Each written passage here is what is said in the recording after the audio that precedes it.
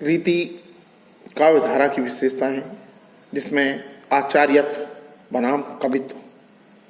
संस्कृत में आचार्य के 3 भेद किए गए हैं: उद्भावक, व्याख्याता, कवि, शिक्षक और आचार्य। संस्कृत में आचार्य के 3 भेद माने जाते हैं। एक तो उद्भावक होता है, दूसरा व्याख्याता कहलाता है और तीसरा शिक्षक, जिसे आचार्य कहते हैं। उद्भावक वे आचार्य जो मौलिक मान दिए सिद्धांत की विवेचना करते हैं, उसे उद्भावक कहते हैं। व्याख्याता मौलिक सिद्धांतों को जन्म न देकर पहले से प्रचलित सिद्धांतों की जो व्याख्या करता है, उसे व्याख्याता कहते हैं। कवि शिक्षक या आचार्य, कवि शिक्षक आचार्य न तो नवीन सिद्धांतों को जन्म देता है और न ही किसी सिद्धांत की व्याख्या देता है, बल्कि अपने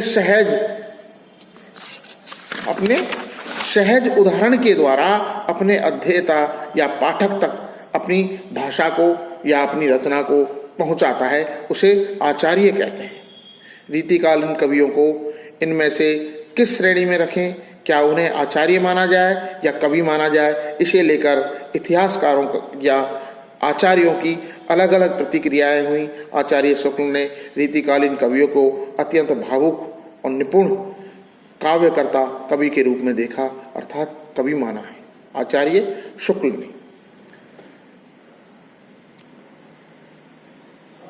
डॉक्टर सिंह ने लिखा है कि आचार्यत्व की मोह ने रीतिकालीन कवियों की कविता के पांव की लोहे श्रृंखला का काम किया है।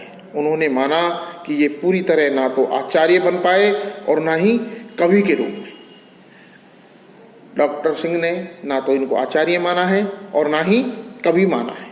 डॉक्टर भागीरथ मिश्र व डॉक्टर नगेंद्र ने रीतिकालीन कवियों को आचार्य कवि की उपमा दी।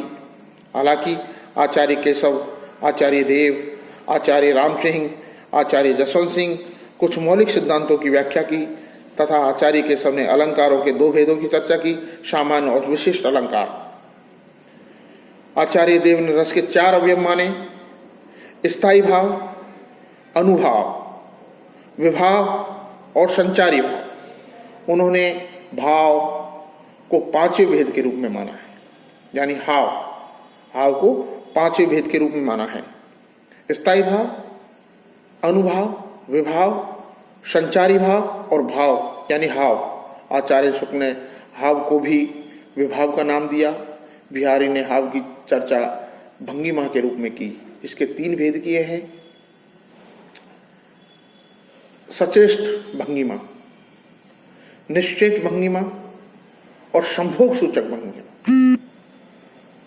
आचार्य राम सिंह ने हास्य के 2 भेद किए: स्वनिष्ठ यानी आत्मनिष्ठ और परनिष्ठ।